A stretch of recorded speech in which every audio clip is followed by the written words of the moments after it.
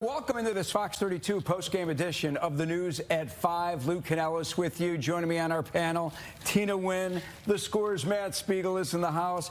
ESPN Radio's Pat the Designer. Guys, the Bears literally ran it down the throats of the Eagles and all the naysayers out there who have been saying that, hey, the Bears don't deserve to be 8-3. Look at their schedule, all these nail-biters.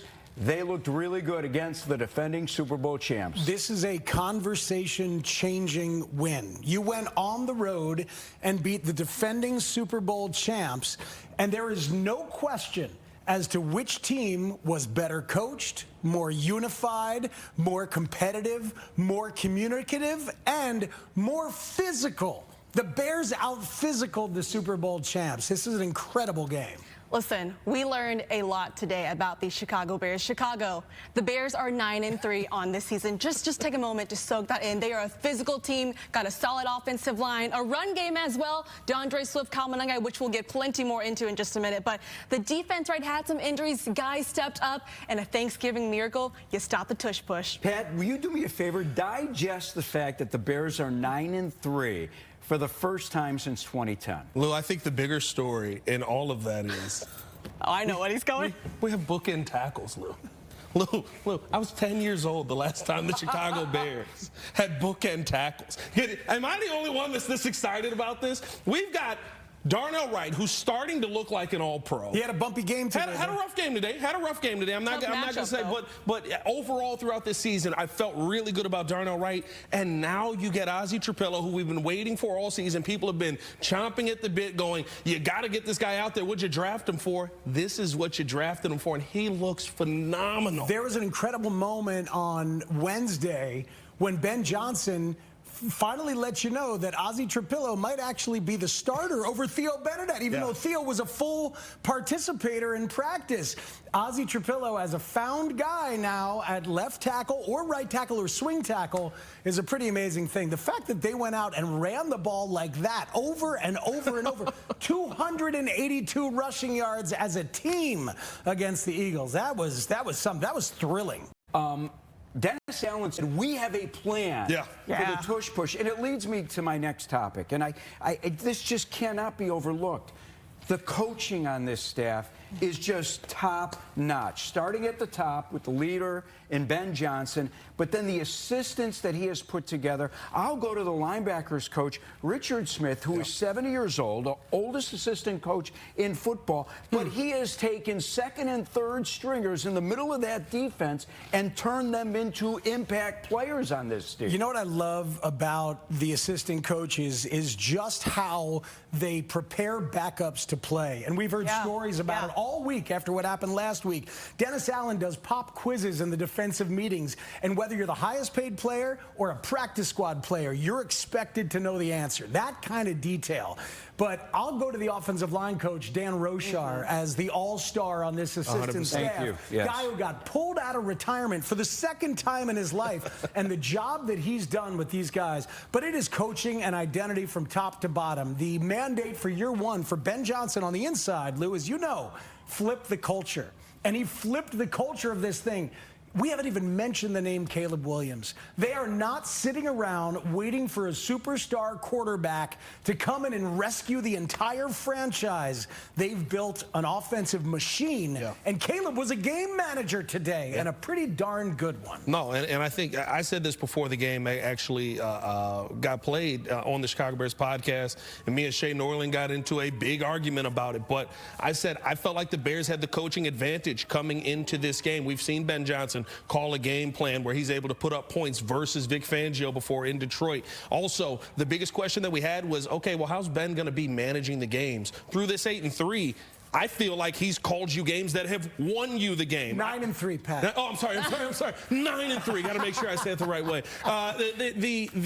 You've seen Ben Johnson call games to win it. You've seen him make key challenges. You've seen him last week. Caleb Williams, clock running down. We're not calling a timeout. We'll figure it out past that. But we know we're going to need these timeouts. Like, I love everything that I'm seeing from Ben Johnson. And when you see these offensive play callers very early on, the Kyle Shanahans, the Sean McVays, usually year one, you know. I feel like the Bears came into this game with a coaching matchup, and I think the results that you're seeing show that you had the better staff today.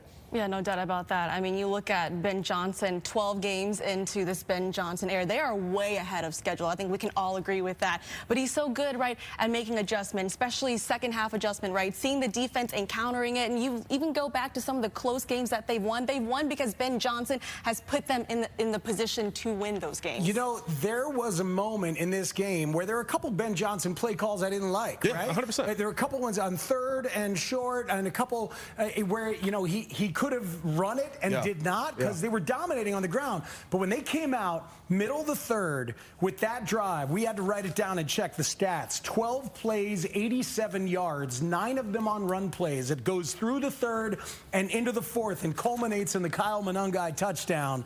They're just a badass physical bunch. And I'm reminded of what Jim Harbaugh said when he took the Rams job. Yeah. They're like, the Chargers job. What are you going to do to make Justin Herbert a better quarterback? He said, I'm going to give him a running game. Yeah. That's what you do. They made Caleb Williams a better quarterback in the NFL by giving him a running game. Now he can be a young quarterback, learning, still with moments of inaccuracy, but do the right thing. And then maybe every once in a while, just be special. And I want to go back to something, I don't know who just mentioned Ben Johnson, but let me say this about Ben Johnson, because I remember talking to Johnson in April at the NFL owners meetings, and he said, my offense will be playing, my team as a whole will be playing its best football in December. Yep. And I was hoping that they could tread water until December, because this is a man who knows how long it's going to take for his scheme to set in. In the meantime, they're winning all these, you know, one-score games. By the way, they didn't have to need a one-score game today. They win by 9 today. It was a little comfortable. It was weird. But they're winning all these one-score games, and they're thinking to themselves, my quarterback, Caleb Williams, still not playing his best ball. I think the offensive line is just kicking butt right now, and the running game is playing really well. The defense is starting together. I can't imagine how good this D is going to be when you get T.J. Edwards back. I know you're going to have to wait a few games for Tremaine Edmonds, but bring back a Noel Sewell. You've got some depth, and we saw it today on the defensive secondary. Yeah, absolutely, no doubt about that. And you saw the impact, right, that Jalen Johnson makes when he is in the game, the pass break up there on third down. But you even look at the way Dennis Allen kept this Eagles offense, kind of guessed them a little bit, using Kyler Gordon outside. I have here in my notes, Kyler Gordon on the blitz as well. GJ acting as a linebacker as well. So you got to give DA a ton of credit for what he's had to deal with throughout the season, rotating guys in and out on this defense. Really, the only offense they had was A.J. Brown being great on the edge. And he typically is great against the Bears. You look at his 2 previous games when he played in Tennessee, and then a couple of years ago with Philadelphia, he's always torn apart the Bears' defense. But he had a couple big plays where he made adjustments on deep balls that Nashawn Wright just didn't quite make. Yeah. And Jalen Hurts and A.J. Brown can have a thing. But the Eagles are a mess. The Eagles are a mess, and the Bears are not. And that's just like, I can't get over all these years we've watched the Bears be a mess. And they're not a mess. They're the smarter organization because they hired a great head coach and they let him take over and build the culture the way that he wanted to. You know what I mean? Like, they are just, and to see Caleb Williams be a game manager, make so many smart plays. Yeah. Oh, the screen's not there. Let me just throw it in the dirt. Yes. Oh, I'm in trouble because I handed the ball off the wrong way and the running back wasn't there. I'll just throw the ball away. I won't get an intentional grounding. We'll live to play again. He's still at inaccurate moments. He missed Rome for a touchdown. He missed a couple other people that he shouldn't have missed. But, man, he didn't make the big mistake except for that one interception on the screen pass. But which was kind of just a great play. Yeah, which was a great play. Yeah, I think he could have put a little more air on it. He's learning to have touch, right? Yes. We're seeing him learn in real time. I'm hype about a lot, if we're being real. I mean, DeAndre Swift, dog. Caleb Williams, dog. Can I get a Ben Johnson, dog? We've got C.J. Gardner-Johnson, dog. And Caleb Williams, dog. I'd like to add one more on top of that. Jake Moody, dog. Is this thing catching on? We have a sign out there that says, "Oh, Doomsday is my dog." I like it. I like it. Plenty of dogs to choose from. That boy, Pat the Designer from ESPN Chicago, Tina Nguyen, Matt Speigel from The Score, nice enough to join us on our special post-game edition of the News at 5. Luke Canellis with you. Time now for a segment that we do on After the Whistle on our digital and social platforms. After every Bears game, make sure you start to tune in if you haven't seen it yet. After that Packers game a week from Sunday, it's Who's Your Dog, where we discuss who is the best in show from today's game. And Pat, I'm going to start with you because I know that you roof. Oh man. Oh. Can I double dog? Can I get a that was crazy. I got to go with the tackles. I know it wasn't a great day, but seeing what this offensive line was able to do, seeing a young Ozzie Trapillo in back-to-back weeks go up against two of the toughest team that you faced. Darnell Wright, a little bit of a rougher day today, but overall the offensive line dominated this run game, and you could run the ball off both sides fairly efficiently.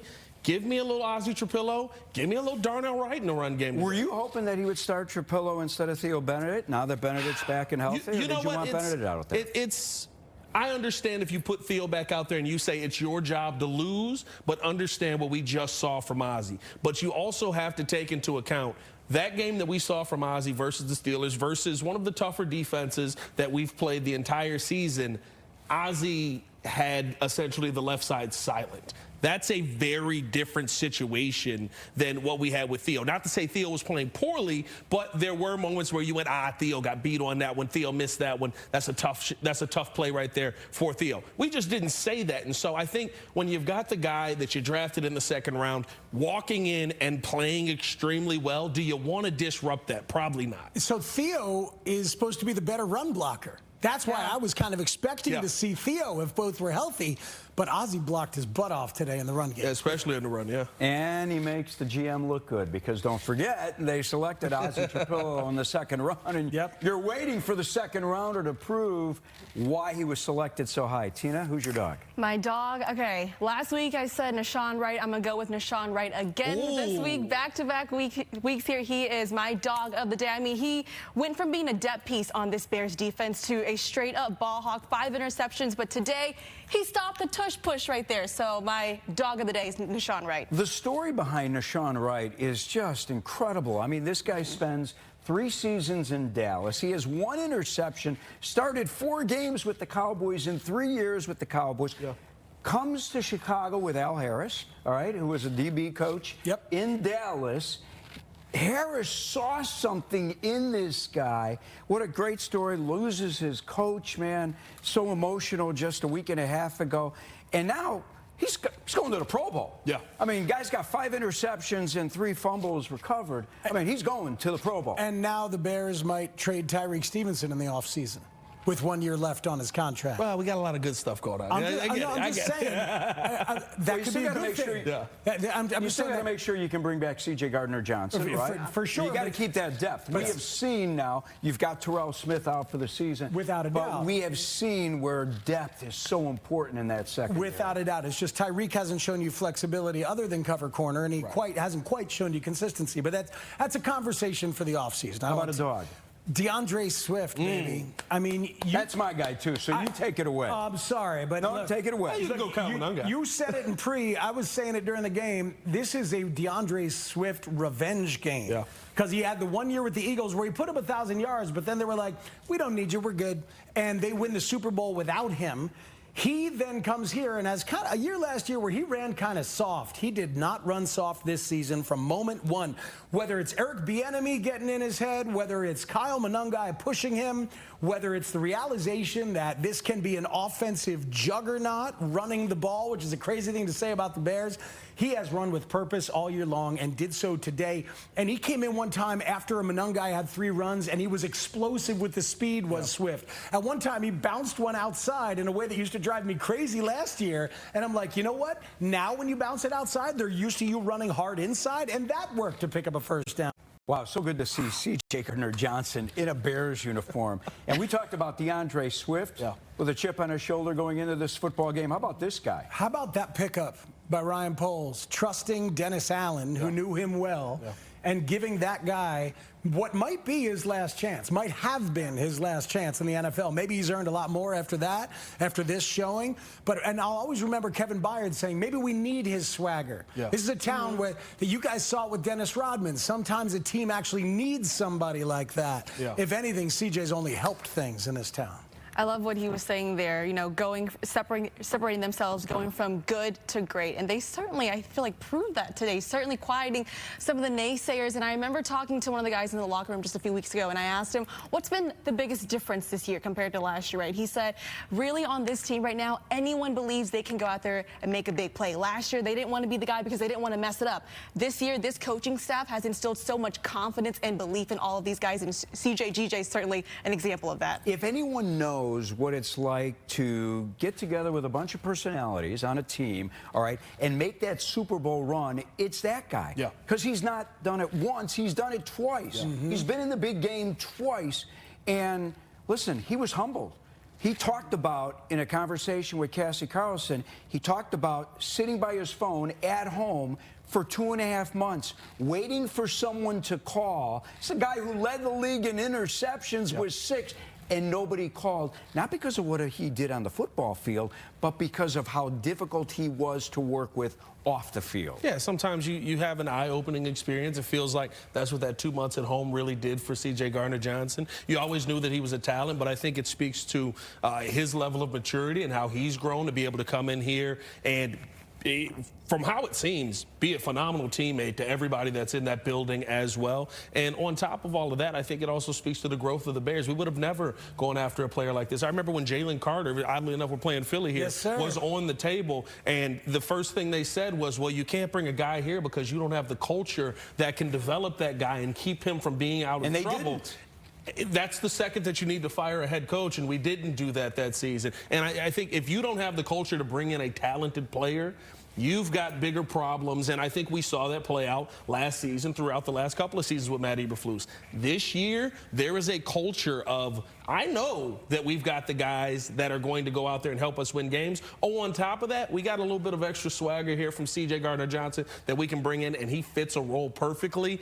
And the biggest part of all of it is, everybody in that building knows if you throw it off, you may not be in that building anymore, and they are willing to take those chances. I love how CJ's grown. I love how the Bears organization has grown. I feel like seeing that paired together, it's why we're sitting here at 9-3 right now. In year one, they're willing to do that. Yeah. Year one, they believed in this culture, believed in this coaching staff and this group to do that. It's a great point about Jalen Carter. And speaking of Jalen Carter, the Eagles, for years now, have been a great team because of their lines, because the offensive line and the defensive line. And Saquon got a lot of pub last year for 2,000 yards, and deservedly so. And Jalen Hurts is making $290 million or whatever it is. But they are built on the lines. The Bears were better on the lines today. I mean, that is, think about it, at the beginning of the year, we were worried about the offensive line and the defensive line. They went and spent all the money on the offensive line, and they beat up Jordan Davis and Jalen Carter and those guys. And the defensive line, we didn't talk about them a lot, but they held that running game in check the way they did. For the Bears to be more physical and better on the lines feels like a new day in Chicago. Don't tell me that these guys don't hear what the world is saying about their 8-3 record and not beating anyone yet. They hear it. Rome hears what his dad says. Exactly. About needing more catches. But Rome is selfless and a badass. Ever the professional. Come on. All of them are. Give it up. Like OZ had a couple of catches. Loveland had some big plays. Komet had a couple of catches, including the touchdown. DJ Moore had a couple of catches, right? I mean, how much more we got to see? And they're all blocking. No block, no rock, says the coaching staff. And everybody's doing their job. No, it's truly beautiful. I mean, when you see what the production that you're getting from everyone around. And my favorite thing now to watch is when you see a big run from Swifty or from Manungai. Look at the wide receivers. Yeah, they may be getting ready to go. Or even if Caleb Williams just takes off, they immediately turn, look for their man. And they're looking to lay guys out. They're looking to be, as we said earlier, the more physical team. I truly love what we're seeing out of the culture of this team, because it is a selfless culture. It is nobody going out there and saying, I'm bigger than the team, I'm better than the team, and I need to get my catches, I need to get my numbers. You've got a great collection of guys in this wide receiver room and on this team overall. I mean, heck, Caleb Williams had a ton of opportunities. and not the biggest game. He kind of had to turn into game manager Caleb today. It was Jalen Hurts today. And he was playing the Jalen Hurts. That's what he was doing today, and that's what he's got to do. You know who else loved it, by the way? Al Michaels and Kirk Herbstreit. Those guys, like Kirk Herbstreit, the way he was talking about this offense and the offensive line, he described it as it's like a symphony out there, right? And Al Michaels, that's the best game I've seen Al Michaels do in a couple years. Honestly, like that's what the first relevant Bears game he's had since 2018. These guys were excited. They were excited about it. You talk about production, you talk about Colston Loveland. The Bears are the only team with a rookie running back that has over 400 rushing yards, a rookie tight end with over 300 receiving yards, and a rookie wide receiver with over 200 receiving yards. I mean, you look at this draft, and even Ozzie Trapilla today, second straight game where he starts at left tackle. 3 or 4 starters in this draft class that can certainly contribute in years to come. That is success right there, too. All right, are you guys ready now for what I was going to tell you? Please give us the news. All right, what happened a couple of weeks ago? I want to say 5 weeks ago when the Wiener Circle gave out hot dogs and they said, the next time we give out hot dogs, the head coach, Ben Johnson, has to take his shirt off. Did he do it? Wait. I'm told it happened. I'm told it happened inside the locker room. Good for him. So, Poochie, who's the Wiener Circle president, who's a good friend of mine. Look at there. There's Lou and Pooch. Oh, boy. I was behind the counter. Pick up that name you just dropped, Lou. Pick up that name. I want free hot dogs on the grill with the cheese fries. You already got them. You already got them. I love how we just saw Ben Johnson, right, take his shirt off in the locker room. This is a kind of take your shirt off win, and then here he is so serious with the media, answering all the questions. You know, short week for the Bears, right? They knew this was going to be a challenge, getting the guys ready, the coaching staff preparing as well. But they just went into Philly, right? Got a statement win. Ben Johnson talked about the run game. I mean, that's been one of the biggest improvements so far on this team. Top of the league when it comes to rushing attack. But Ben Johnson himself, I mean, he's so creative with the run game, moving guys at the line of scrimmage. The designs are unique, but Kyle Manungai, I mean, someone that I was super high on even in the preseason, man. He runs with such power, great vision as well, physicality, and a guy that can certainly push the pile. It truly is, as Jaquan Brisker said. When you look at Ben up there, what are they going to say now? They told you that you couldn't keep these turnovers up all season. You have. They told you that you couldn't beat good teams that were actually had a winning record. You've done that 2 weeks in a row now to advance to a 5-game win streak. You handled the games that you needed to handle. You just beat the Super Bowl champions handedly, and it looked like you outcoached that Super Bowl staff with a couple of circles around it. Like, to me, this is more than just a statement game. This is a statement of, and I love how Ben said it, we're still not there yet. And this is where we are right now. We're 9-3 right now. And we got a long way to go. Today was not a great day from Caleb Williams. It wasn't a great day from some of the receivers as well. There were a couple of, I don't know what was going on with the field out there, but a couple of falls there from DJ Moore and Luther Burden on perfect balls from Caleb Williams. A couple of times where Caleb has a wide open man, overthrows him, right? Like you said, could have put a little bit more touch on that screen pass. Like, those are the things to me that once you start to figure them out and get them down, you then become a dangerous team, and dare I say, one that you may be talking about if they're playing their best ball in December as a contender. Bears had lost 3 in a row to defending Super Bowl winners, not today. And as I get a comment or two from each of you about Caleb Williams, he throws his first interception since October 26th.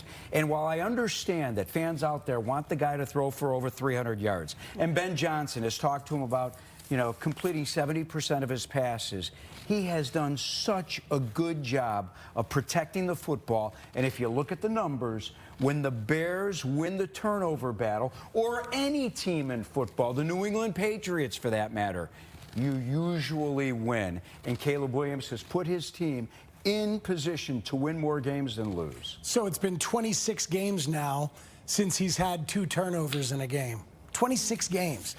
This dude, like, I feel like we have learned so much in this town about watching young quarterbacks. Like, we've watched Mitch Trubisky and then Justin Fields and now Caleb Williams, and we've watched coaches adjust or not, and we've watched teams lose and all of that. Now I think we know what we're watching, and what we're seeing is an organization and a coach that's not making the quarterback solve all the problems.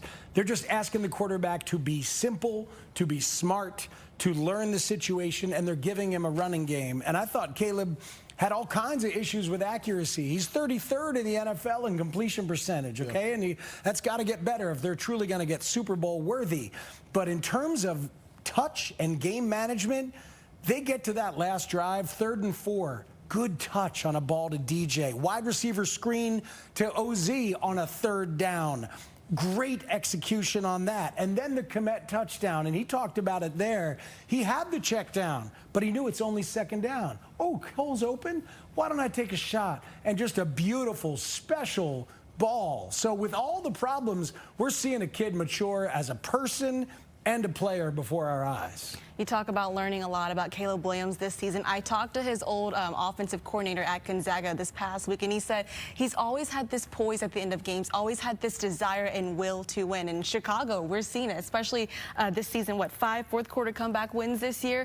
But I think one of the things I've loved so far about this season is seeing the growth in what Ben Johnson has done for Caleb Williams. I truly slowly bringing out the best in him, and this is someone he's learning to manage the game a bit better here. And he's so dangerous when he scrambles, man. Vic Fangio talked about it this past week when asked, preparing for Caleb Williams and this Bears offense. When he scrambles, he's so dangerous. It's like a second play you have to defend and get ready for. I love everything we're seeing from him. I think the one spot you talk about him growing and developing in, a true leader of this team, embodying everything that Ben Johnson has asked him to embody. When you talk about a player who consistently is going out there, galvanizing the team, saying, hey, we're still in this. We're not out of this game yet. We can make this play. We just got to go out here. I love what he said last week. Go 1-0 on this pass. Not 1-0 on this week. He's breaking it down to the point where let's go 1-0 on this next pass play. And that to me is something when you talk about a young man developing, a quarterback developing, he's the leader of the team, no matter what. He has to have those qualities, and you're seeing he's not upset that he didn't complete more passes today. He's happy with the win. He might be upset when he goes back and looks at the film, but right now he's saying praise to Kyle. It's praise to DeAndre Swift. It's praise to what this offensive line is doing. I get excited when I see that there's a crease for my guys to run through. He's excited by the success of the people around him that help him be so good, and I love that from Caleb Williams. I think you're not only seeing a player develop talent-wise, you know he's got the talent, but you're seeing a true leader of the team develop. Hey, man, at 24, I thought I was going to be able to solve the world. and my ego at 24 was outrageous, so it's understandable. And he's been like the superstar and the guy to change everything. And now he's realizing in the NFL, you need a team, you need a crew, you need all of it. The numbers do not matter. Yeah. And I feel like he has now understood that more than ever. And he does sound more like a leader because he sounds more like Ben Johnson. That man is spouting Ben Johnsonisms every week, and he's believing them. Remember when Ben said, me and the quarterback have to see the game the same way? Yeah. It's happening. Yeah. These are the updated NFC playoff picture standings. And right behind the 9-2 LA Rams are our Bears at 9-3. The Eagles fall to 8-4. Buccaneers 6-5. So if the playoffs were to start today, the Rams would get the bye.